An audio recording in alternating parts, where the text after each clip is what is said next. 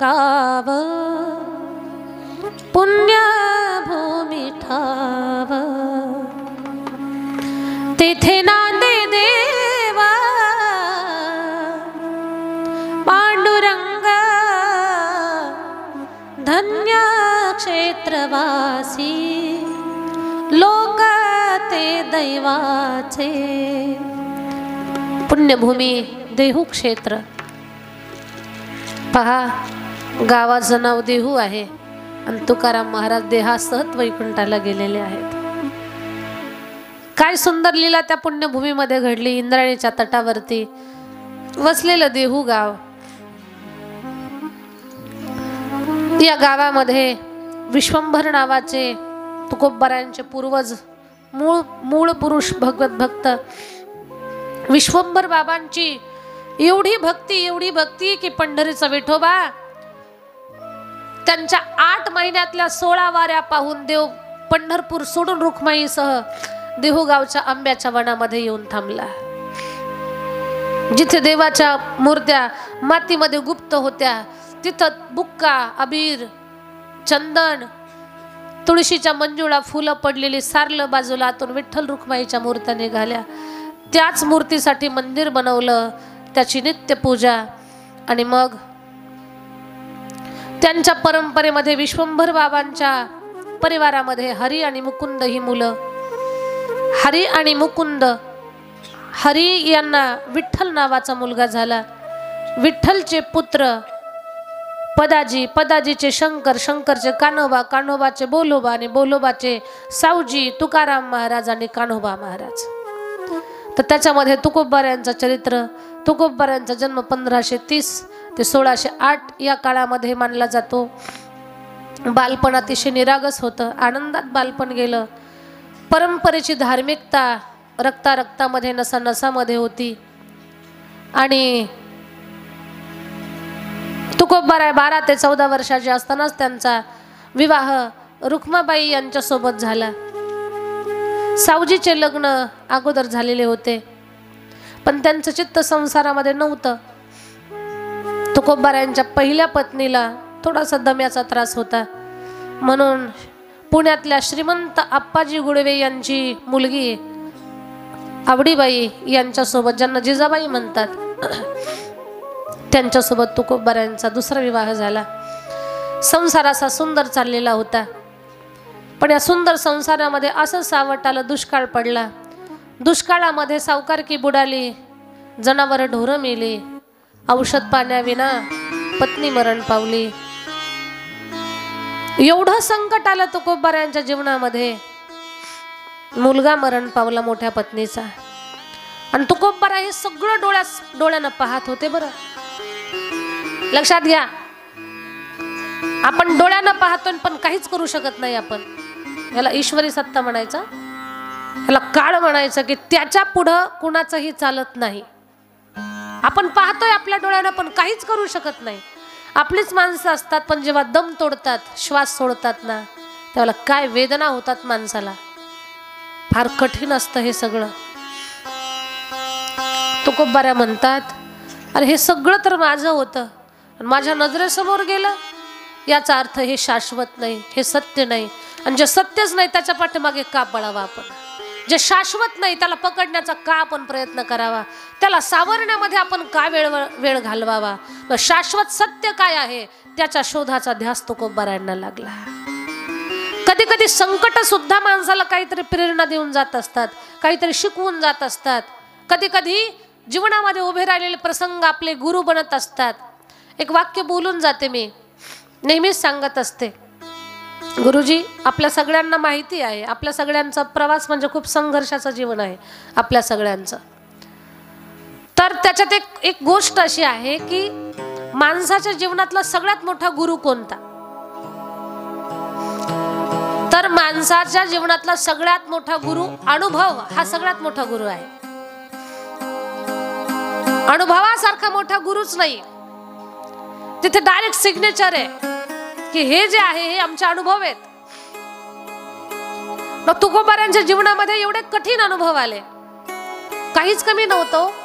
आपण फक्त म्हणतो तुकोबारायांची परिस्थिती अशी होती, म्हणजे घराला दरवाजा नाही, लेकरांना खायला नाही, अंगाला कपडा नाही, हे आपण बोलतोय. पण तुकोबाराय एवढे श्रीमंत होते ना, तुकोबारायांनी त्यांच्या काळामध्ये 350 वर्षापूर्वी जगद्गुरु तुकोबारायांनी 65 लाखाची जहागिरी जगाला वाटली आहे. 350 वर्षापूर्वीचे 65 लाख किती होतील आता? घरी गेल्यावर बेरीज करा. एवढी श्रीमंती तुकोबारायांची, पण सहज वाटून दिली लोकांना. स्वतःच्या वाट्याला आलेली कर्ज खत इंद्रायणीच्या पाण्यात बुडवली. हो, हे बोलणं एवढं सोपं नाही. जमल काय आपल्याला? एखाद्याकडे आपले पैसे आहेत, त्याचा कागद आपण करून घेतलेला आहे आणि तो कागद सहज पाण्यात टाकून देऊ का आपण? नोटरीचा कागद किंवा इसार पावतीचा कागद देणार काय टाकून आपण? नाही बरं. पण हे तुकोबारायांना कसं जमलं बरं? कळतच नाही. खरंच जगद्गुरु तुकोबाराय त्यागाची, वैराग्याची मूर्ती आहे. अरे, वैराग्य शब्दाला सुद्धा तुकोबारायांच्या चरित्रामुळे खरंच वैराग्य प्राप्त झालं. माझ्या जगद्गुरु तुकोबारायांनी या सगळ्या गोष्टीतून शिकले. अरे, माझ्या समोर माझी पत्नी मेली, माझ्या समोर माझा मुलगा मेला, ज्या जनावरा ढोरावर लेकरा बाळा एवढं प्रेम मी केलं, ते माझ्या गोठ्यातली गाई गुरं तडफडत मेली. व अन्न पाण्याशिवाय, चाऱ्याशिवाय, औषधाविना माझी पत्नी गेली. मग हे जर असेच अर्ध्यात सोडून जात असतील आणि आपल्याला जर दुःख होत असेल, तर खऱ्या सुखाचा शोध घ्यायचा आपल्याला. प्रत्येक जीवाचा खऱ्या सुखाचा शोध आहे. आपण फक्त शोध घेतोय, आपण फक्त विचार करतोय, चिंतन करतोय, पण त्या दिशेने आपण चालत नाही. तुकोबाराने चिंतन केलं आणि चालायला चालू केलं. सुखाला गी करीसी तळमळ, तरी तू जाय पंढरीसी एक वेळ.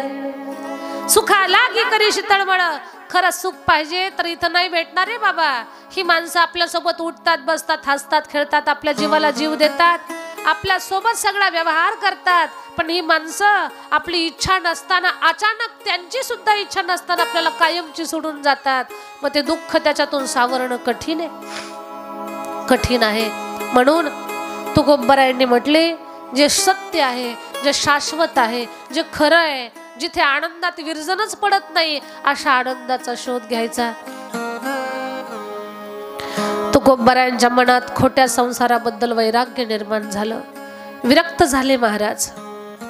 आणि मग विरक्ती निर्माण झाल्यानंतर अंतःकरणातले भाव म्हटले, बरे झाले देवा निघाले दिवाळे, बरिया दुष्काळे पिडा गेली.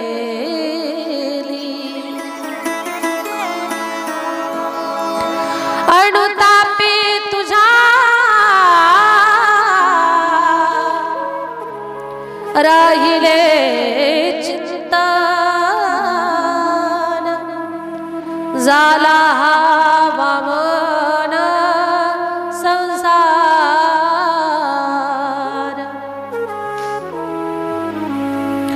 बरे झाले देवा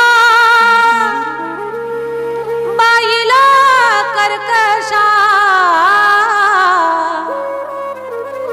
बरी हे दुर्दशा जनामध्ये.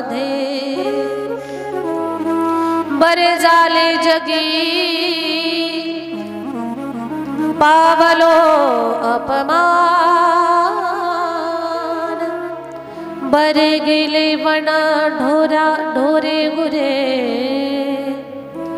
बरे झाले नाही धरिली लोकलाज. बरा आलो काज तुझ शरण देवा. बरे झाले तुझे केले देवाईल, लेकरे बाईल उपेक्षिला. तुका म्हणे बरे व्रत एकादशी, केले उपवासी जागरण. जगद्गुरु तुकाराम महाराजांचा विरक्तीचा भाव अंतःकरणात जागा झाला. आता संसाराकडचं लक्ष कमी झालं. भजनामध्ये एवढं स्वतःला वाहून घेतलं, एवढं वाहून घेतलं. त्या ईश्वर रूपी सत्याचा विचार, त्याचा प्रभाव, त्याच्यासाठी त्याला प्राप्त करण्याचा प्रयत्न जगद्गुरु तुकोबारायांचा रात्रंदिवस चालू झाला. अशी अवस्था झाली तुकोबारायांची. आता घरादारात लक्ष नाही, कुठेच लक्ष नाही. एक प्रमाण घेऊ आणि उर्वरित चरित्र पुढे पाहू. पण एक प्रमाण सुंदर घेऊ आपण. गुरुजींच्या स्वरात आपण ऐकू.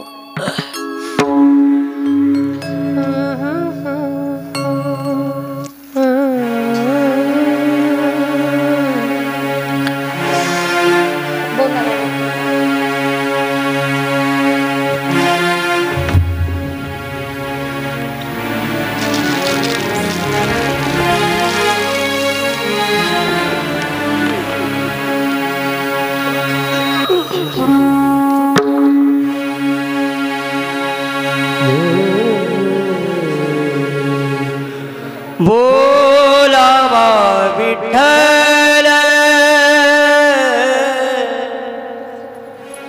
बाबा विठ्ठल बोलावा विठ्ठल बाबा विठ्ठल बोलावा विठ्ठल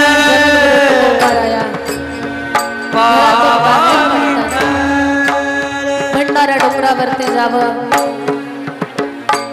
हातामध्ये विना, झाडाखाली बसावं आणि ध्यास धरावा विठ्ठल नामाचा. बोलावा विठ्ठल, पहावा विठ्ठल. अशी अवस्था झालीये जगद्गुरु तुकोबारायांची. ए विठ्ठला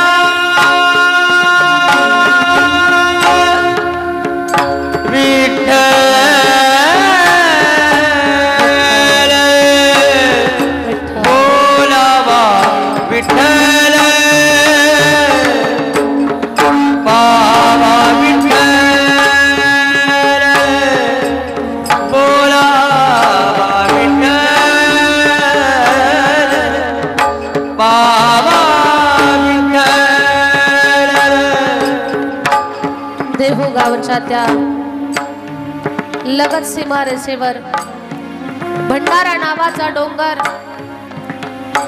जणू काही त्या भंडारा डोंगरानं नाम भक्तीची उधळण केली म्हणून तो भंडारा झाला. भंडाऱ्यावरचा दगड, तो पाषाण कित्येक वर्षापासून तुकोबाराय कधी येतील त्याची वाट पाहत होता. आज त्या डोंगरावरच्या पाषाणाची तपश्चर्या पूर्ण झाली. संसारावरती तुळशी पत्र ठेवून जगद्गुरु तुकोबाराय पाषाणावर जाऊन बसले. भंडाऱ्याच्या त्या पाषाणावर, त्या डोंगरावर आजूबाजूला असणारे वृक्षवेली तुकोबारायांना सावली धरण्यासाठी कितीतरी वर्षापासून वाट पाहत होते.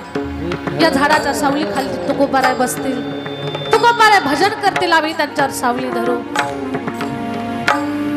त्याच डोंगरावर अनेक जीव पशु पक्षी वाट पाहत होते. अरे तुकोबारायांचं भजन गावातले लोक ऐकताय, पण तुकोबारायांचं भजन आम्हाला या भंडाऱ्यावर कधी ऐकायला मिळालं. महाराजांनी वीणा वाजवावा, त्या वीणेच्या खुट्टीवर चिमण्यांनी येऊन बसावं, महाराजांच्या मांडीवर बक्षांनी बसावं. काय सांगू, भंडाऱ्याच्या पोटाला वाहणारी शांत संत इंद्रायणी माता, तिनं सुद्धा तुकोबारायांच्या सोबत भजन करावं. विठ्ठल विठ्ठल करावा विठ्ठल जीवे बाबे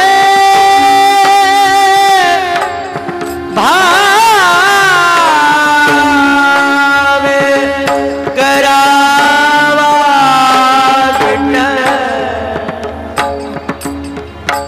जीवे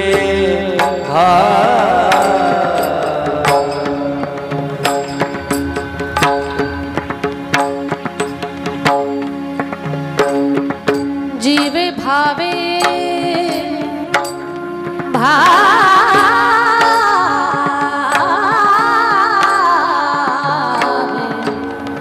जीवे भावे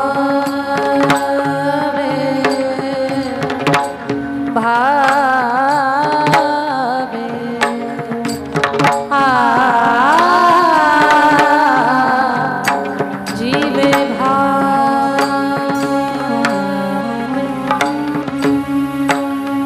बोलावा विठ्ठल बाबा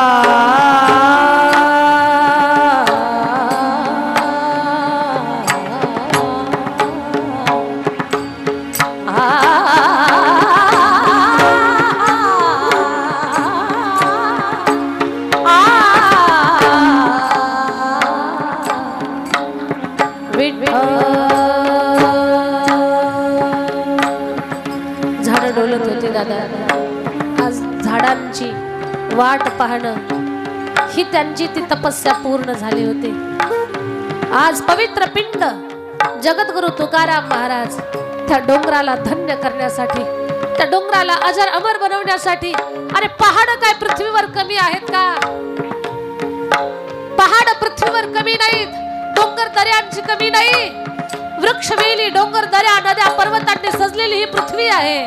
पण धन्य आहे तो भंडारा की त्या भंडाऱ्याला तुकोबारायांच्या चरणाचा स्पर्श झाला, भजनाचा सुगंध दरवळला. तुकोबारायांचा सहवास ज्या डोंगराला प्राप्त झाला तो डोंगर अजरामर झाला.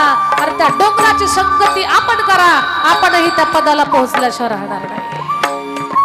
विठ्ठल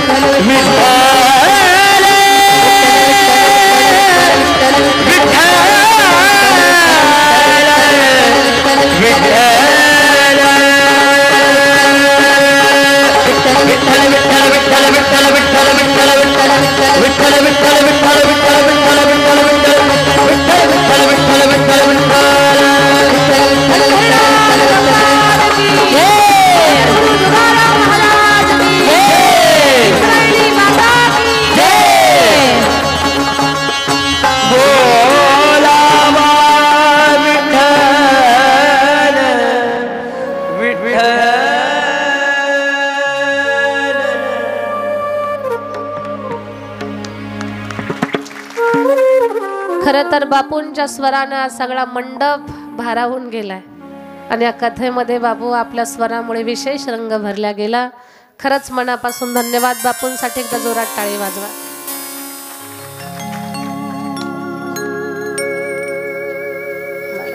आता आपण मध्यंतर घेणार आहोत. एक जास्त नाही पण एक 15 ते 20 मिनिटाचं मध्यंतर. आणि मध्यंतरामध्ये सुद्धा ग्रंथदर्शन, कारण कथा झाली की मला थोडीशी निघायची गडबड आहे, त्याच्यामुळे ग्रंथदर्शन ज्याचं होईल त्याला कुठं पाणी, चहा पाणी, नाश्ता काही करायचं असेल तर पटकन करून येऊन लगेच मंडपात बसा. 20 मिनिटामध्ये आपल्या सगळ्यांचं दर्शन आटोपलं पाहिजे, अशा पद्धतीने आपण नियोजन करूयात. पंढरीनाथ भगवान की जय. बापू आपण थांबा किंवा मग आता रेस्ट घ्या. पुन्हा एकदा धन्यवाद बापूंचे. योगेश बाबा आपले पण धन्यवाद. नाही तर सारखं बापूंचंच नाव घेतलं जास्त, आमचं काही घेतलंच नाही. तसं काही नाही आहे. बापूंच्या नावात तुमच्या सगळ्यांचे नाव आले असं आपण गृहीत धरू. आमच्या योगेश महाराजांसाठी सुद्धा टाळी वाजवा सगळ्यांनी. आमचे गोपालजी, उमेशजी, भाविकाताई, अपेक्षाताई. ठीक आहे, चला दर्शनाला कशी सुरुवात करायची ते बसू का मी इकडे? गुरुजी कसं नियोजन करायचं? गावकरी मंडळी कसं नियोजन करायचं? इकडे बसू का? तिकडे दिवा आहे पण इथं बसते मी. इथं दर्शन घेऊन बस जागेवर जाऊन बसतील. कोणाला चहा पाणी काय करून यायचं ते येतील पटकन, कारण आपल्याकडे वेळ कमी असल्या कारणानं.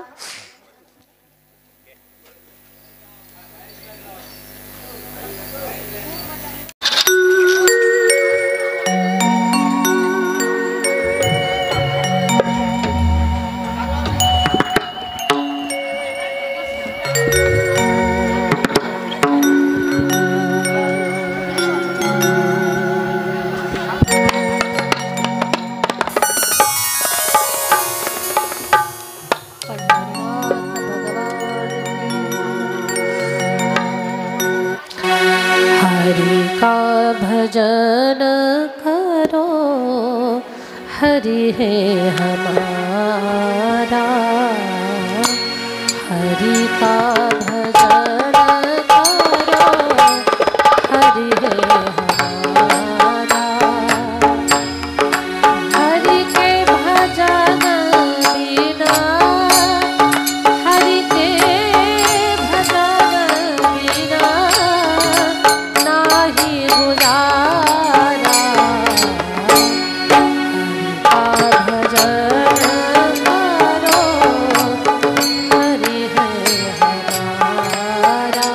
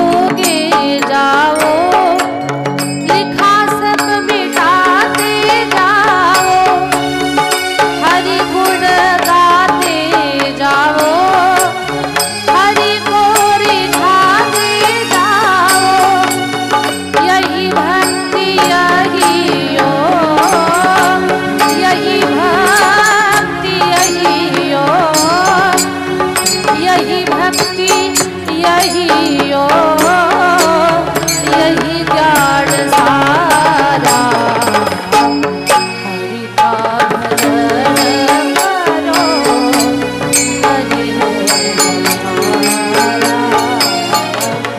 हरि का भजन करो हरि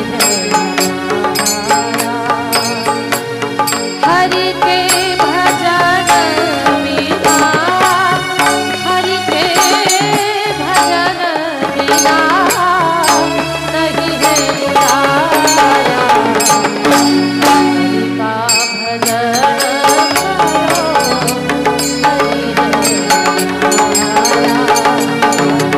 हरि का भजन करो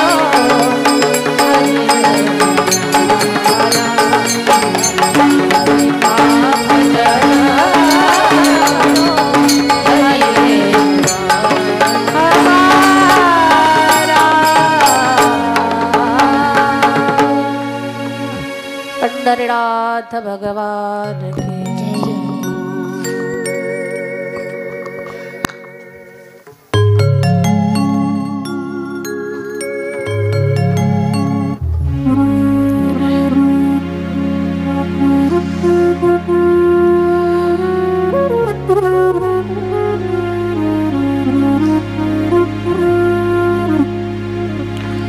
जीवाचं परम कल्याण करणारी संत चरित्र कथा तुकोबारायांचं चरित्र शिकवत आहे।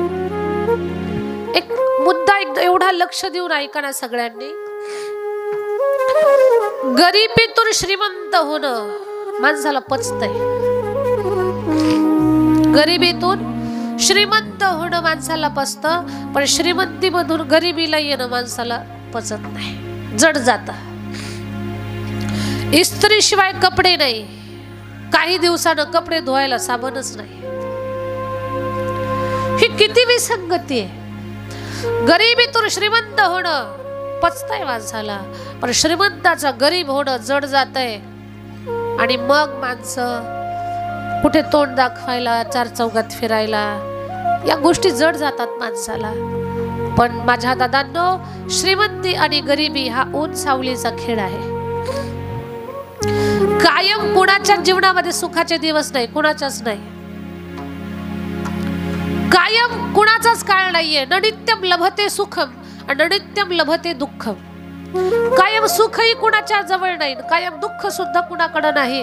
सुख आणि दुःख ऊन सावलीचा खेळ आहे, पण प्रत्येक परिस्थितीमध्ये स्वतःला स्थिर ठेवा, हे जगद्गुरु तुकोबाराचं चरित्र शिकवतंय आपल्याला। काय शिकायचं संत चरित्र कथेतून? सुखाचे दिवस आले तर उड्या मारू नका, आणि दुःखाचे दिवस आले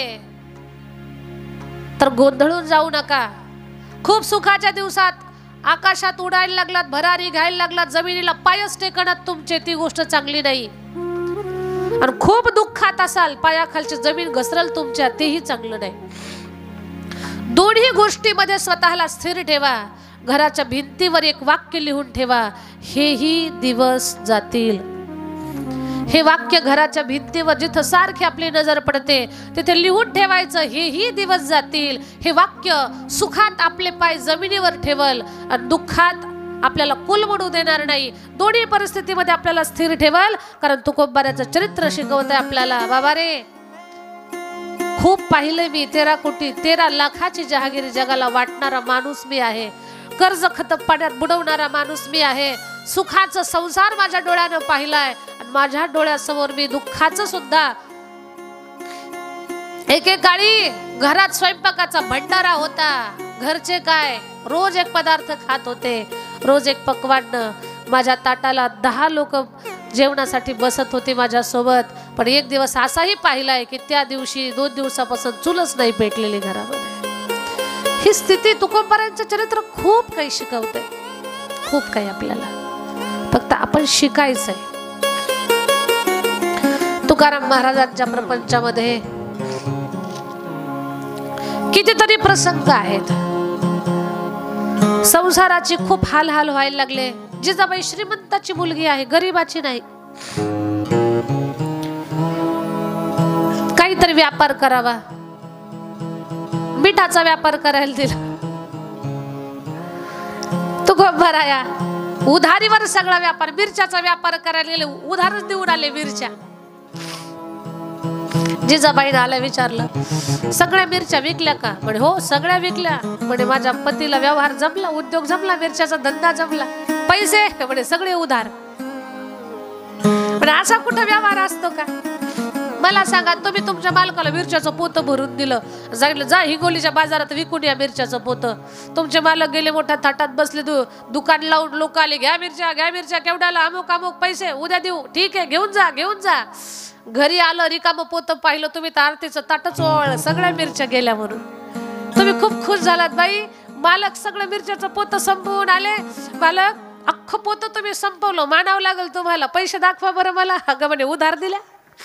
खरंच आरतीचं ताट तुम्ही मनातून ओवाळणार का परत? ओवाळलेली आरती मी उगीच ओवाळली असं होईल आपल्याला. नाना शब्दाचा प्रयोग आपण सुद्धा आपल्या पतीसाठी करू. पण जिजामाता कधी बोलतात आंबट गोड तिखट, पण परत म्हणतात जाऊ दे, माझा भोळा पती आहे, माझा साधा भोळा पती आहे. माझ्या पतीला आढे वेढे असलं काहीही खोटं नाटा या गोष्टी जमत नाहीत. असू दे, प्रत्येक गोष्टीला सावरत जिजामातेनं संसार सांभाळत जावा तुकोबारायांचा. आणि मग असे काही सुंदर प्रसंग आहेत. एकदा जिजामातेचा भाऊ आले घरी. जिजामातेनं असा उल्हासानं स्वयंपाक केला. खूप आनंद झाल्यानंतर काहीतरी गडबड होतेच बरं का. खूप माणसं आनंदात असले ना, उल्हासात असले, कधीतरी जावा यावा सासूबाईची एवढी धांदल. भजे करू का, कुरडाई करू का, पापड्या तळू का, काय करू, आमरस करू का, खिचडी करू का, काय करू. एक एक पदार्थ असा स्वयंपाक केला सासून, पण कशातच मीठ टाकलं नाही. का आनंदात माणसाला तसं होतं. तसं जिजामातेनं खूप स्वयंपाक केला आणि कशातच मीठ टाकलं नाही. भावाला ओवाळलं, तिलक केला, आरती ओवाळी, जेवायला बसले तुकोबाराया आणि त्यांचे मेहुणे जेवायला बसले. महाराजांचं जेवण चालू झालं. रामकृष्ण हरी, रामकृष्ण हरी. महाराजांचं जेवण एक शब्द नाही. आणि जिजामातेचे भाऊ जेवलेच नाही, 2 घास खाल्ले लगेच म्हणजे ताई माझं जेवण झालं. का दादा तब्येत बरी नाही का? अहो तुम्ही खुशाल जेवायला चालू केलं, जरा विचारा माझ्या भावाला काय चपाती घ्यायची का, भाजी घ्यायची का. मेवणे बाबा घ्या ना, काहीतरी घ्या. नाही दाजी तुमचं चालू द्या, मला नको, माझं पोट भरलंय. जेवण झालं. बहिणीला कळालंच नाही भाऊ का जेवला नाही म्हणून. काही समजना. दादा तब्येत बरी नाही का? नाही म्हणे काही नाही, काय अडचण नाही. का जेवला नाही? नाही म्हणे पोट भरलं माझं. जिजा तुकाराम महाराज जेवले. म्हणले मेवणे बा येऊ का, आता भजनाला कीर्तनाला जायचंय मला, येतो मी आता. महाराज गेले कीर्तनाला निघून. भाऊ बहीण बसले घरात. जिजामाता जेव्हा जेवायला बसल्या तेव्हा जिजामातेला कळालं. पहिला घास तोंडात घातला आणि घासच फिरला तोंडात. का? मीठच नाही त्याच्यामध्ये. म्हणे बाई माझा भाऊ का जेवला नाही? मला कळालं. माझा माल गटागटा बाजूला खात होता. म्हणाव तरी मीठ नाही म्हणून त्याच्यामध्ये. महाराज घरी आले. महाराज अहो स्वयंपाकात मीठ नाही, एवढं सांगायला काय झालं होतं तुम्हाला? अहो अगं आम्ही काय खातो आम्हालाच भान नाही. आता आमच्या जिभेला फक्त एकच चव कळते, रामनामाची चव. आमच्या जिभेला एकच चव कळते, हरिनामाची चव. आम्ही लाडू खातो, जिलेबी खातो, शिळी भाकरी खातो का चटणी मिठासोबत आम्ही तुकडे खातो. आता या जिभेला तो चटका, ती चव राहिलेली नाही. या जिभेला भगवंताच्या नामाची चव लागलेली आहे. किती प्रसंग सांगू. घरामध्ये खायला अन्न नाही. एका जमीनदाराला दया आली, 2 पोते घेऊन जा म्हणे, पण त्याच्या बदल्यात महाराज माझ्या शेताची राखण करा. महाराज म्हटले काय करायचं? म्हणे पाखराला लक्ष द्यायचं. म्हणे लेकराला जेवढं लक्ष देतो तेवढं पाखराला लक्ष दे. महाराज मळ्यात बसले. हातात भिरी नाही, गोफन गोंडा नाही, बुजगावणं नाही, काहीच नाही. हातात विना. महाराजांचं भजन विठ्ठल विठ्ठल. महाराजांचं भजन चालू झालं. महाराजांच्या आवाजानं पक्ष्यांना ओढ लागली. महाराजांच्या खांद्यावर विण्यावर येऊन बसले. असं त्या पक्ष्यांनी भजन केलं. महाराजांनी भजन गायलं की ते पक्षी चिव चिव चिव चिव करायचे. महाराज म्हटले अरे माझ्या रक्ताचे नातेवाईक कधी माझ्यासोबत भजनाला बसले नाही आणि तुम्ही माझ्यासोबत भजन करता. पण पाखरांनो उपवाशी पोटानं भजन नसतं. पोटाला पोटभर खा, उगाच अखंड नाम सप्ताहात भोजन आहे एवढं मोठं. मानावं लागेल लोहगावच्या सप्त्याला रोज एक पदार्थ येऊ. आणि खरं सांगते मी तुम्हाला, तिथून जाताना असला सुगंध येतो ना मला स्वयंपाकाचा, असं वाटतंय पंक्तीत तुमच्यासोबत बसावं काय म्हणून. वाटतं तसं. स्वादिष्ट स्वयंपाक बनवतात. स्वयंपाक बनवणाऱ्या आचार्यासाठी, तिथल्या आपले गावकरी जे तिथं उठा ठेव करतात त्यांच्यासाठी टाळी वाजवा बरं एकदा. आणि रोज ज्यांनी अन्नदान केलं त्या अन्नदात्यासाठी पण जोरात टाळी वाजवा. माझ्या दादांनो, या सप्ताहात ज्यांनी ज्यांनी अन्नदान केलं, संस्थेसाठी ज्यांनी धान्यदान केलं, लक्षात घ्या त्यांच्या पितरांनाही अन्नदान पोहोचलंय. धर्म कलियुगामध्ये या मृत्यू लोकात अन्नदान श्रेष्ठ दान आहे आणि ज्ञानदान त्याच्यापेक्षा श्रेष्ठ दान आहे. हे दोन्ही प्रकारचं दान ज्या भूमीमध्ये चाललंय त्या गावाला म्हणतात लोहगाव पुण्यक्षेत्र. या पुण्यभूमीमध्ये हे सगळं चालू आहे.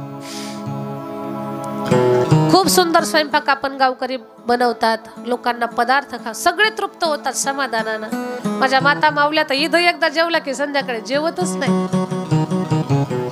पोटभर समाधान, सगळ्याचं समाधान, आत्मा शांती, अन्न शांती, खूप चांगलं वाटतंय. आणि गावामध्ये मोठ्या संख्येनं एकत्र अन्नदान व्हावं ते गावासाठी पण चांगलं असतं.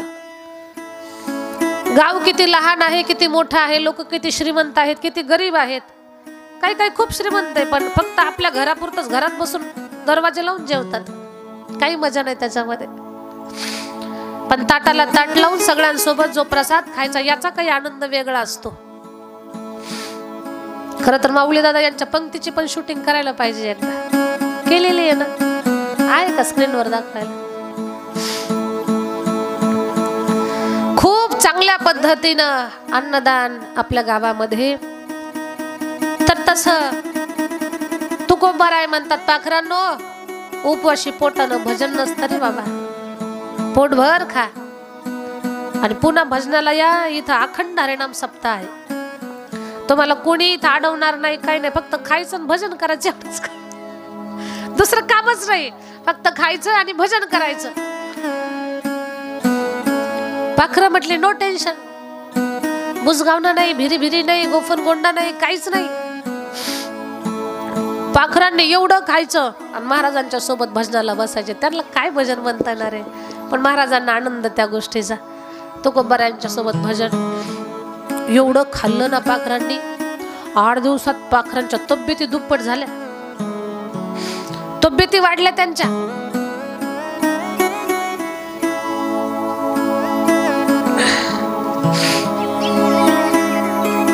आणि ज्याचं शेत होतं त्याचं अख्खं शेत खाल्लं पाखरांनी. ते गेलो होतं वारीला, अर्ध्यातूनच आलं. म्हणे काय वारीला गेला तिकडं, तुकोबाराने सगळं शेत खाऊ घातलं तुमचं. वापस आलं, पाहिलं शेतात काहीच नाही राहिलं, अख्खी ज्वारी खाऊन टाकली पाखरांनी. पण तुकाराम महाराजांनी त्यांना पाखरांना पाणी प्यायची व्यवस्था केलेली. महाराजांनी हातानेच त्यांना घरटे केले, म्हणजे कुठं जाऊच नाही, तिथंच खाऊन पिऊन बसा. वाटोळं झालं. म्हणले 20 पोते ज्वारी होणार होती, तुकाराम महाराजांवर विश्वास ठेवला. वाटोळं झालं माझ्या संसाराचं, सगळ्या शेतीचं.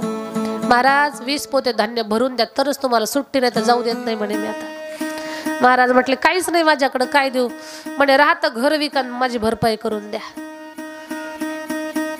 भगवान परमात्मा एका म्हाताऱ्याच्या रूपात आले. जमीनदार, उरलेल्या कणसांचं खळं लावा, रास घाला, जेवढं कमी पडल तेवढं मागा. 20 पोते भरले तर 18 पोते मागा, 15 भरले तर 5च मागा, आणि 20 भरले तर 20. म्हणे बाबा खाल्लेल्या शेतात काय 20 पोते होत असतात? नाही म्हणे, तुम्ही रास तर लावा. सगळं धान्य राशी लावली. पहिलं पोतं भरलं तर जिथे विठुरायाचा हात लागला तिथे काय कमी असणार आहे. पहिलं पोतं भरलं, दुसरं भरलं, 5 भरले, 10 भरले, 10चे 20 झाले, 20चे 30 झाले, 30चे 40, 50 पोते भरले तर रासच संपना. ज्याचं शेत त्यानं तर हातच जोडले. म्हणे महाराज चुकलो मी, तुमची परीक्षा घ्यायला लागलो होतं. जगद्गुरु तुकाराम महाराज अद्भुत संत आहेत. कितीच्या त्यांच्या चरित्रातल्या कथा सांगाव्यात. चोर चोरी करायला गेले, जाताना तुकोबारायचा आवाज आला. म्हणे घ्या तुकाराम महाराजांना सोबत. तुकाराम महाराजांना सोबत घेतलं. महाराजांना सांगितलं, महाराज आपण एका गावात जाणार, पण तुम्ही तिथं भजन करायचं नाही, गप्प बसायचा आणि घरातल्या जेवढ्या वजनदार वस्तू आहेत तेवढ्या मोठ्या दरवाजाला आणून ठेवायच्या. महाराज म्हटले मनातल्या मनात भजन करल. एका वाड्यात घेतलं, उतरले सगळे. चोराला वाटलं वजनदार वस्तू म्हणजे काही सोनं नाणं दागिने घरातल्या मौल्यवान वस्तू महाराज दरवाजाला आणून ठेवतील, पण महाराजांना कळालंच नाही. महाराज म्हणतायत वजनदार वस्तू म्हणजे जडजड वस्तू आणाव्या लागतील. मग धुणं धुवायचा दगड, पाटावर वटा, उखळ, सगळ्या दगडाच्या वस्तू महाराजांनी दरवाजाला ठेवलं. नाही दरवाजा उघडता यावा. चोरांच्या लक्षातच नाही महाराज काय करतायत म्हणून. इकडं चोर आतमध्ये चोरी करायच्या नादात पहाटेचे 4 वाजले. तुकाराम महाराजांना काही दम निघला नाही. महाराजांनी जोरात काकडा चालू केला. उढा पांडुरंगा प्रभात समयो भातला, वैष्णवांचा मेळा गरुडा परिदाटला, वैष्णवांचा मेळा गरुडा परिदाटला. उठा पांडुरंगा प्रभात समयो भातला, वैष्णवांचा मेळा गरुडा परिदाटला, वैष्णवांचा मेळा गरुडा परिदाटला. आता उठा पांडुरंगा म्हटल्यावर घरातली माणसं काय गोधड्या घेऊन थोडी झोपली असते. खडबडून जागे झाले. संताले संताले उठा उठा. आता हा आवाज फक्त झोपलेल्याच्याच कानावर नव्हता गेला, चोराच्या पण कानावर गेला होता. चोर एवढे घाबरले, जाऊन मिरच्याच्या कणगीत लपले. आता मिरच्याच्या कणगीत लपल्यावर काय हाल झाले असतील त्यांचे. ना ठसकता येईना, ना बोंबलता येईना, अवघड झालं त्यांचं. तिथंच एकमेकाला म्हणायचं कोणी आणलं, कोणी घेतलं महाराजांना. एक म्हणायचं तू घेतलं, दुसरं म्हणायचं तू घेतलं. म्हणे शांत बसा, आता कशी बशी आपली सुटका झाली पाहिजे. सगळे उठले, महाराजासोबत काकडा केला. काय साखर पाणी वगैरे सगळं झाल्यानंतर महाराजांना ते लोक म्हणतात, बाबा एकटेच आले का तुम्ही? महाराज म्हटले नाही. मग आणखी 4 जण आहेत म्हणे माझ्यासोबत. म्हणे कुठे आहेत? म्हणे वारकरी सध्या खूप थकलेले आहेत, आतमध्ये असतील. म्हणे आवाज द्या ना. म्हणे हे वारकरी आणो बाहेर या. वारकरी म्हटले आत होतो ते बरं होतं, आता तर बाहेर काढलं, आता तर काहीच खरं नाही. बिना भाड्याच्या खोलीत बेसन भाकरी खायला जावं लागेल. चोर आली, टुप टुप टुप उतरली, काळं तोंडाला लावलेलं समोर उभी राहिली. त्या घरात एक लहान मूल लेकरू होतं. ते म्हटलं आई, ह्या सगळ्या वारकऱ्याच्या तोंडाला काळं कशामुळे लागलं ग? आता चोर तोंडाला काळं लावून गेले होते ना. चोराचे तर अंगच ओलं झालं, एवढं घाम फुटला त्यांना. दरदर म्हणे आता काही खरं नाही. तो खूप बरा आहे, काय उत्तर देतील त्याच्यावर आता यांचं सगळं अवलंबून आहे. महाराजाला विचार, महाराज वारकऱ्यांची तोंड का काळी आहेत? तो कोबराने सांगितलं, मी माझ्या कपाळाला हा जो बुक्का लावतो ना, मला एवढाच पांडुरंग आवडतो. पण माझ्या या वारकऱ्यांना एवढा पांडुरंग आवडतो, एवढा आवडतो की त्यांनी सगळं तोंडच काळ करून घेतलं. लोकांनी महाराज सोडले आणि त्यांच्याच पाया पडायला. हे मोठे महाराज आहेत. काय लीला सांगावी. त्या चोरांनी चोरी सोडली, तुकोबारांना गुरुस्थानी मानून, गुरु मानून परमार्थाला लागली. एवढं मोठं परिवर्तन तुकोबारांच्या कृपा आशीर्वादानं. खूप खूप काही असे महाराजांना जेव्हा अनुग्रह प्राप्त झाला त्याच्यानंतर खूप मोठा बदल महाराजांच्या जीवनात. शिवाजी महाराज एकदा कीर्तनाला आले तर त्या शिवरायांना पकडायला मुघल सैन्य आलं. तर त्यांना असं दिसलं सगळीच माणसं शिवाजी महाराजांसारखी दिसायला लागली. मेलेलं मूल तुकोबाराच्या कीर्तनात जिवंत झालं. किती लीला सांगाव्यात. आणि महाराजांच्या अंतःकरणात दया एवढी होती. मंजाजी बुवांनी महाराजांना मारलं, पण संध्याकाळी तुकोबारांनी कीर्तनात त्यांचीच वाट पाहिली. त्यांना आल्याशिवाय कीर्तन नाही चालू केलं. अनेक लीला आहेत, अनेक लीला तुकोबारांच्या चरित्रातल्या. महाराजांना पहा, तुकोबारायांचा गाथा पाण्यात बुडवला, जडी दगडासहित वह्या बुडवल्या. पण तुकोबारांनी जेव्हा धरणं धरलं, अनुष्ठानाला बसले, तर साक्षात गंगामाई हात ग्रंथ घेऊन बाहेर आली. तारी येल्या जैशाला. ह्या तुकोबारायांचे ग्रंथ वाचले आणि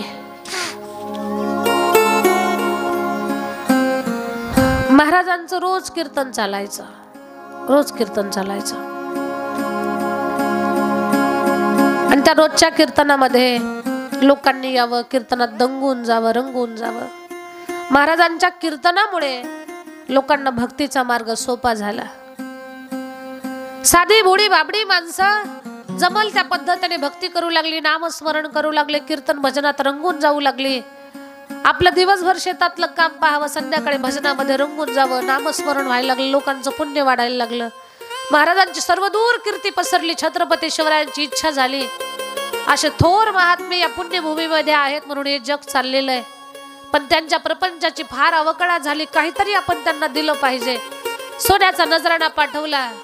तुकोबारांनी हात जोडले, सोने रुपये आम्हा मृत्तिके समान, आम्हाला सोनं नको, या सोन्याची व्यवस्था राज्यकारभार पाहण्यासाठी करा. पूर्वीचे राजे महाराजे पण खूप चांगले होते. साधू संतांची व्यवस्था करायचे, आश्रमांची आश्रमाला लागणारा सगळा खर्च पूर्वी राजदरबारातून व्हायचा.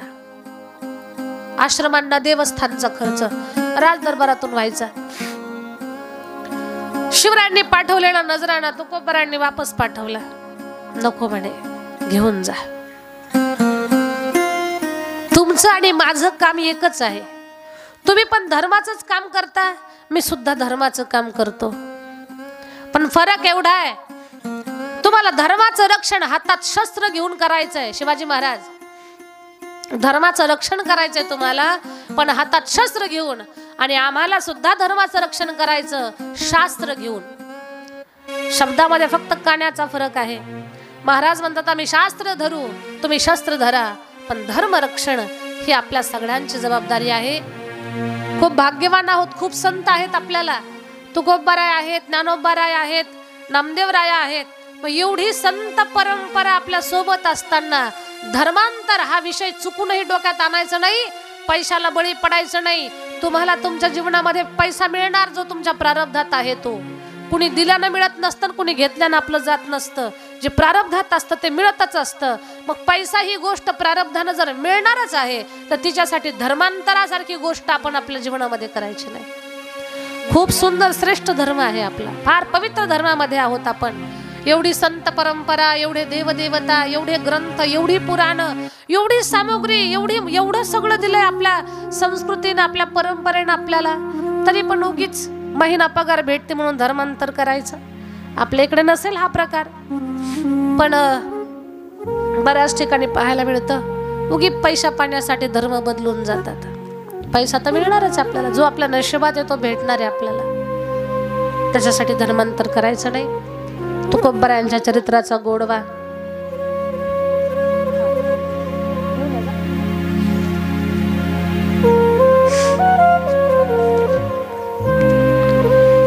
भजन कीर्तन, अनेक अडचणी महाराजांच्या जीवनामध्ये, प्रपंचाची अडचण, लोकांचा त्रास, हे सगळं पाहत असताना, स्वतःची भक्ती करत असताना, कधी भंडाऱ्यावर जावं, कधी भामचंद्रावर जावं, कधी घोराड्यावरती जावं. निर्मळ जीवन आहे तुकोबारायांचं, गंगेच्या पाण्यासारखं. तुकोबारायांचा चरित्र विस्तार खूप मोठा आहे, खूप मोठा. पण हे धावत्या वेगात सांगायची वेळ एवढी की वेळेची मर्यादा. पुढे पण आपल्याला कीर्तन म्हणजे कार्यक्रम आहेत, मलाही आहेत, तुम्हालाही आहेत. त्याच्यामुळे एक शेवटचा प्रसंग सांगते. महाराज एवढं भजन करत होते ना, महाराज ज्या वाटेवर चालायची ती वाट सुद्धा विठ्ठलाचं भजन करायचे.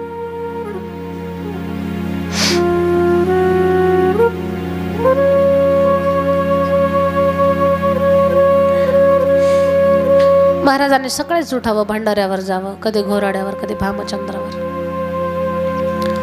जिजामातेनं पाठीमागून भाकरी घेऊन जाव्यात. खूप बोलायच्या, खूप बडबड करायच्या, पण महाराज जेवण केल्याशिवाय जेवत नव्हत्या. त्या पतिव्रता देवी होत्या, त्या पतिव्रता होत्या. तुकोबाराय जोपर्यंत जेवत नाही तोपर्यंत त्या जेवतच नव्हत्या. म्हणून तर जगाचा बाप त्यांच्या पायातला काटा काढण्यासाठी आला होता. उगीच आला का विश्वाचा मालक? असा पायात काटा रुतला, सावळा विठ्ठल बाळ रूपात आला. पण आई मी काढू का तुझा काटा? काढ रे बाबा, खूप त्रास घुसला रे पायात काटा. विठुराया पायातला काटा काढू लागले. असा काटा पायात शिरलेला आणि श्री विठ्ठलानं सहज पायातला काटा काढला. जिजाबाईंनी मोकळा श्वास सोडला. म्हणे लेकरा माझ्या पायातला काटा काढला, किती उपकार रे तू केला ना, तर खूप त्रास होत होता मला. पण बाळा तुझं नाव काय? म्हणे माझं नाव विठोबा आहे. दिलं ना ढकलून. म्हणे हो बाजूला, तू माझ्या पायातला काटा काढला नसतं तरी चाललं असतं का? म्हणे तुझं नाव ज्यानं घेतलं त्या विठ्ठलानंच माझ्या मालकाला वेड लावलंय म्हणे. आणि तू पण विठ्यावाला माहितीये, तूच रूप बदलून आलेला आहे. एवढा अधिकार हो त्यांचा. आपण फक्त म्हणतो जिजाबाई खूप शिव्या द्यायच्या, मग आम्ही दिलं तर काय होतंय. तसलं काही डोक्यात आणू नका. आता जे नको घ्यायला तेच घेतात. त्या बोलत होत्या, बडबड करत होत्या, पण तुकोबाराया जेवल्याशिवाय जेवत नव्हत्या. एक दिवस म्हटलं महाराज डोंगर चढायचा उतरायचा फार त्रास होतो, कुठल्या तरी एका डोंगरावर थांबत जा ना. आऊ तुझी तू जेवण करत जा. नाही नाही म्हणे अजून 10 डोंगर चढन, पण तुम्ही जेवल्याशिवाय जेवणार नाही. एवढंच विचारलं महाराज कोणत्या डोंगरावर असतात?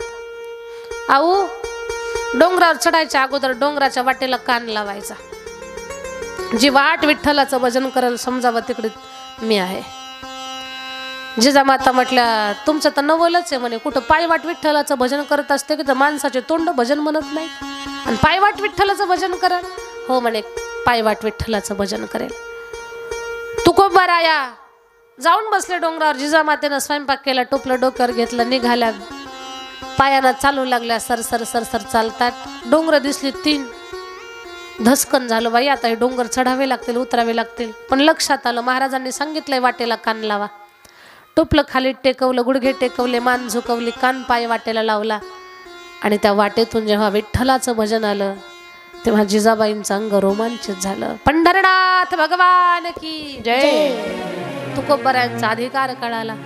जिजामाता म्हणतायत माझा पतीचं किती महत्व म्हणावं लागेल, काय त्यांचा अधिकार म्हणावा लागेल की पायवाट विठ्ठलाचं भजन करत होते. विठ्ठल विठ्ठल विठ्ठल.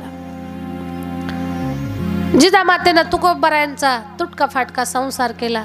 खरंच त्या माई माऊलीला धन्यता द्यावी लागेल. बाई माणसानं सगळा संसार सावरणं एवढं सोपं नाही.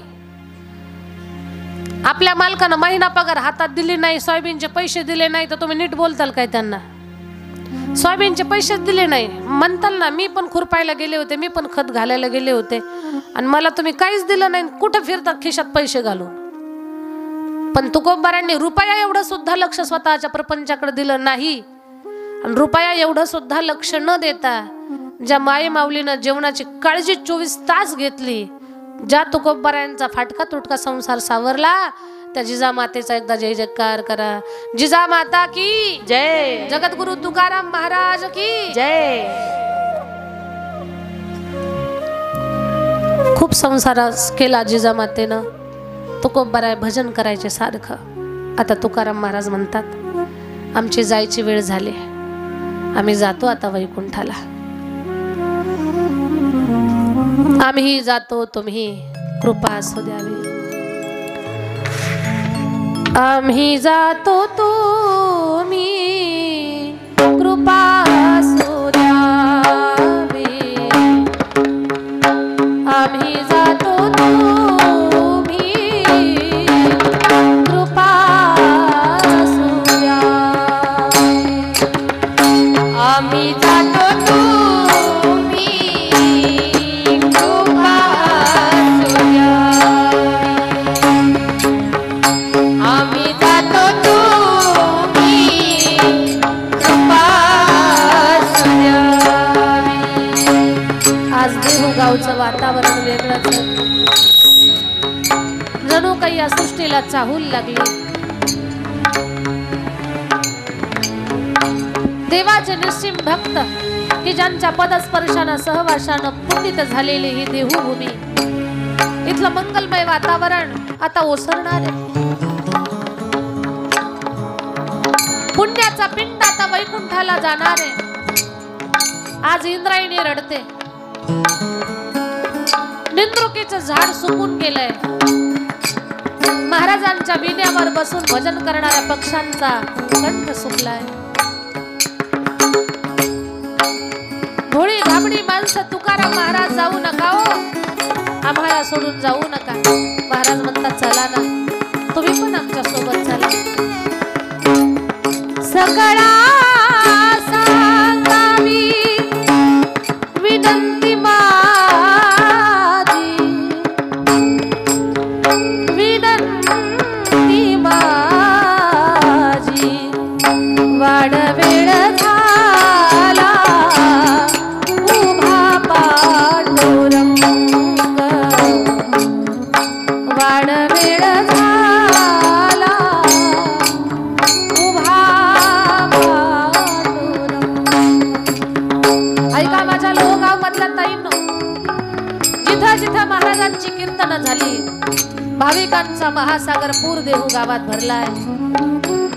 भरलेला पूर महाराजांच्या सोबत तुकाराम तुकाराम तुकाराम नाम घेता कापे यम.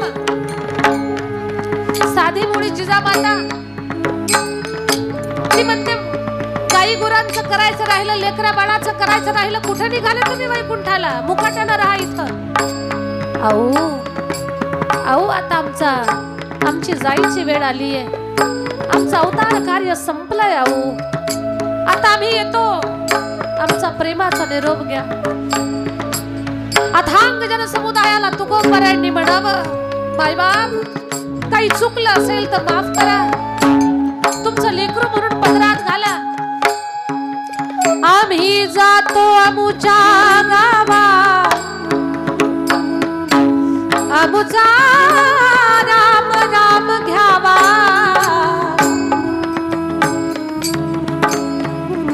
तुमची आमची हेची भेटी, ए थोडिया जन्म तुटी.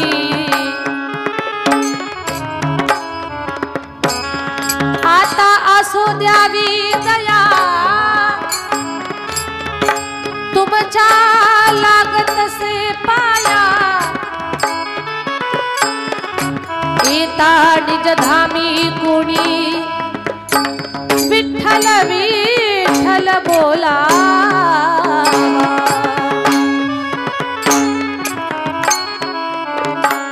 विठ्ठला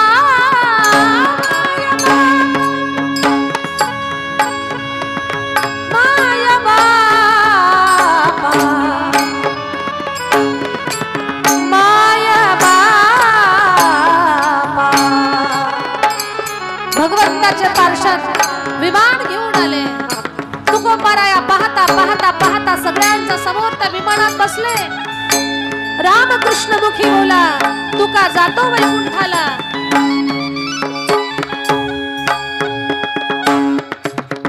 वाड वेळ झाला उभा पांडुरंग, वैकुंठा श्रीरंग बोलावितो. अंतकाळी विठो आम्हा सहित झाला गुप्त तुका.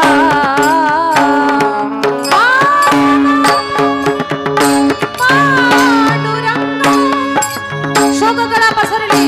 महाराज सगळ्यांसमोर विमानात बसून वैकुंठाच्या वाटेला निघाले.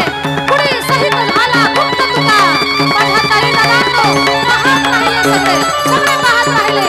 जगद्गुरु तुकाराम महाराज की, जगद्गुरु तुकाराम महाराज की, जगद्गुरु तुकाराम महाराज की.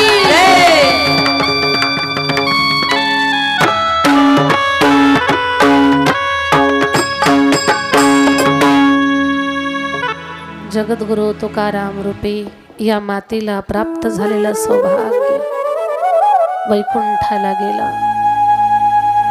महाराजांचा गाथा तुम्हाला आम्हाला तारण्यासाठी, वैकुंठाला घेऊन जाण्यासाठी. ऐका लोहगाव, महाराज एका विमानात बसून गेले, पण एक विमान आपल्यासाठी ठेवलंय. पहा, तुकोबारायांनी एक विमान आपल्यासाठी ठेवलंय. फक्त त्याच्यात बसणारा पाहिजे. आपण बसतच नाही, फक्त पाहतो. त्याची पंख कशी, पानं कशी, काय कशी, आपण तेवढं पाहतो. तुकोबारायांचा गाथा, तुकोबारायांचं गाथारूपी विमान, आणि त्या विमानात जो बसल तो आजही वैकुंठाला जाईल. आजही वैकुंठाला जाईल. फक्त त्या विमानात बसणं गरजेचं.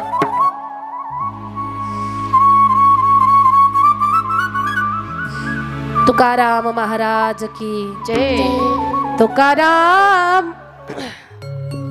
तुकाराम तुकाराम तुकाराम तुकाराम तुकाराम जाते घेऊन या जाते तुकाराम तुकाराम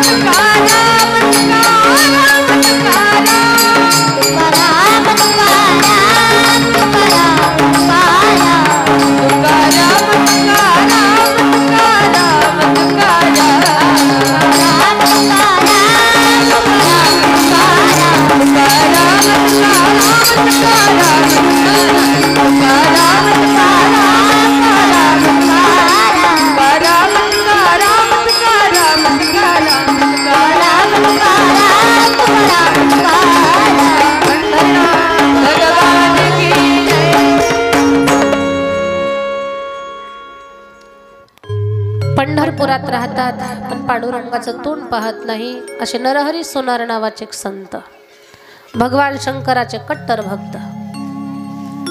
नरहरीजींनी पांडुरंगाचं तोंडच नाही पाहिलं आणि मग झाकी येण्यासाठी मध्ये रस्ता द्या।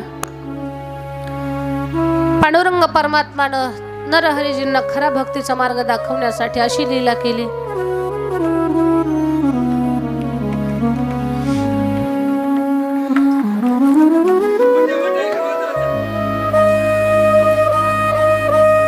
दौलताबादच्या सावकाराला मुलगा झाला, पांडुरंग नवसाला पावला। नवस फेडण्यासाठी सावकार पंढरपुरात।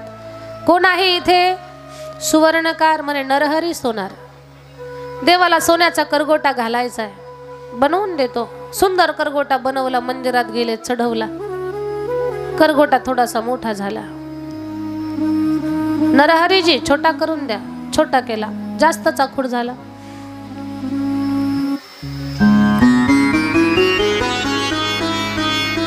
करगोटा छोटा करतात, मोठा करतात, छोटा करतात, मोठा करतात, काही करगोटा मनासारखं होईना। सावकारानं नरहरी सोनाराला विनंती केली,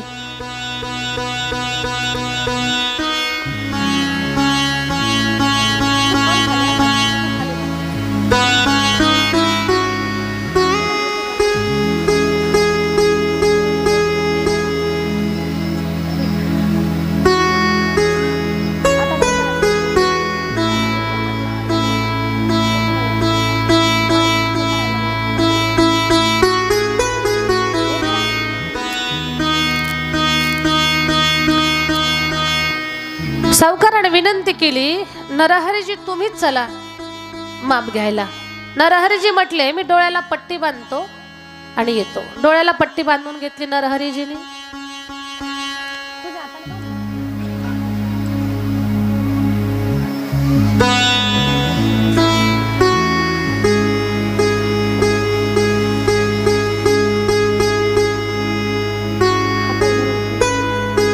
आणि नरहरीजीला सावकार मंदिरात घेऊन आले।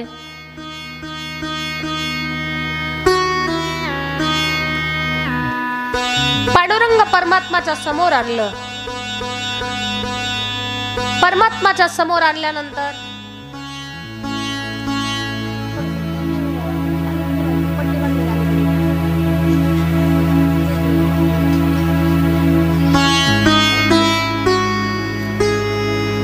नरहरीजी पांडुरंगाच्या तोंडावरनं हात फिरवायला लागले की शंकराचं रूप हाताला लागायचं। अरे हे तर माझे शंकर आहेत। भगवान शंकर पट्टी काढा माझ्या डोळ्याची। पट्टी काढली, अरे विठ्ठल पट्टी लावा पटकन। पुन्हा डोळ्याला पट्टी लावली, पुन्हा हात लावून पाहतायत तर हाताला शंकर लागतात. अरे हे माझे भगवान शंकर आहेत, पट्टी काढा. पट्टी काढली, विठोबा दिसतात.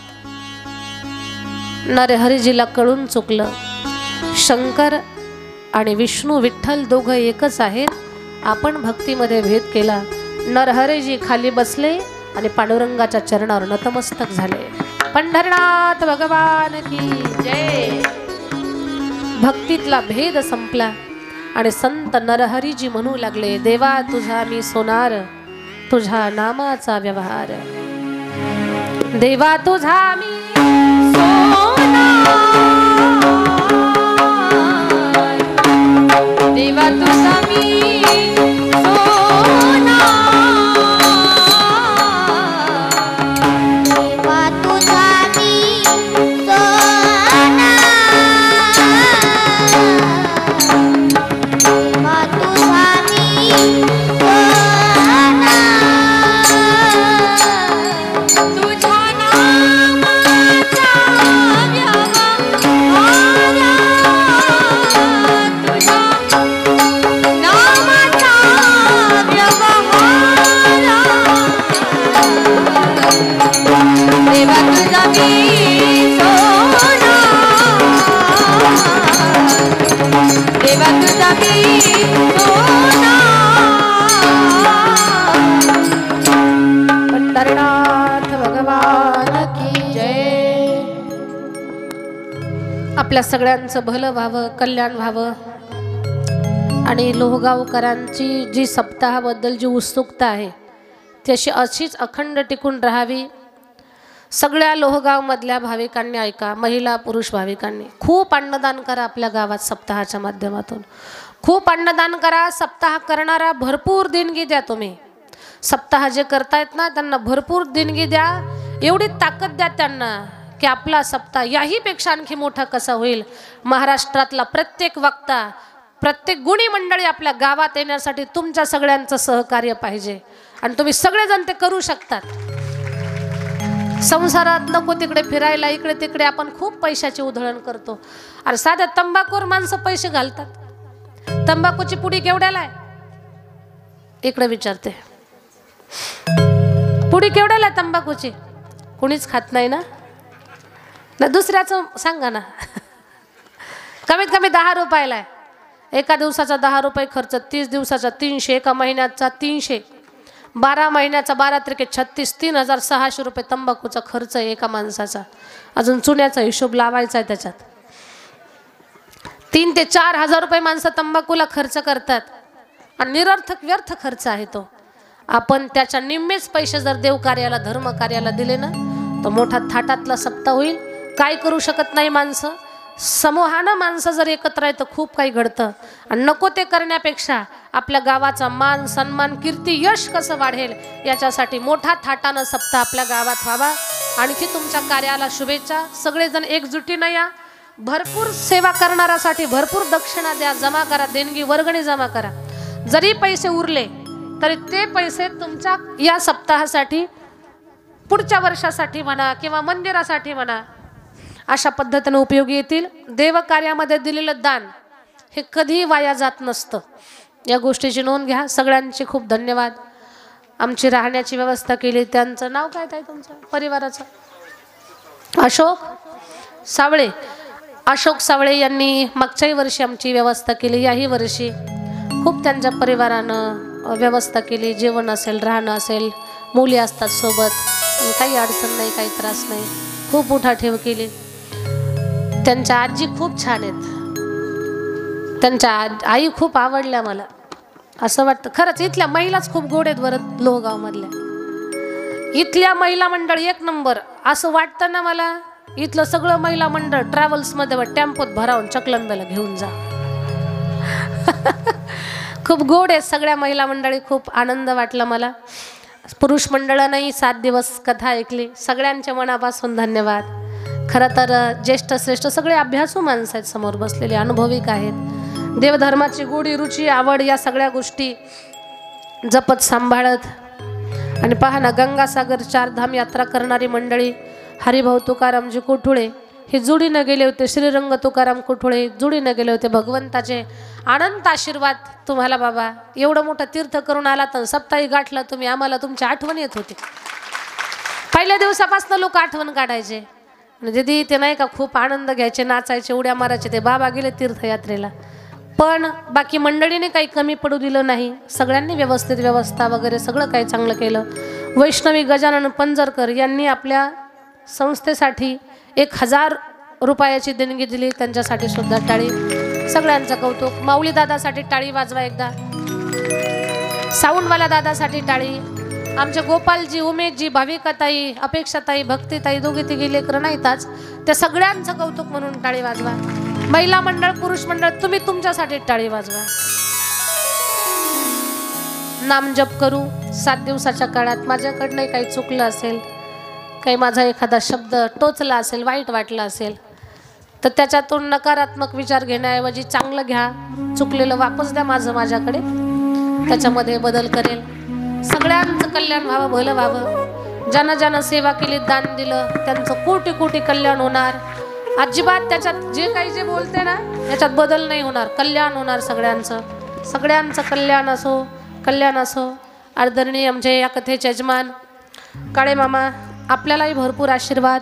सगळ्या गावकऱ्यांचं भलं व्हावं. आमचे धोंडीराम भाऊ सावळे, गुणी लेकरं आहेत, तात्या आहेत, अजून काही बरीचशी मंडळी आहेत ना.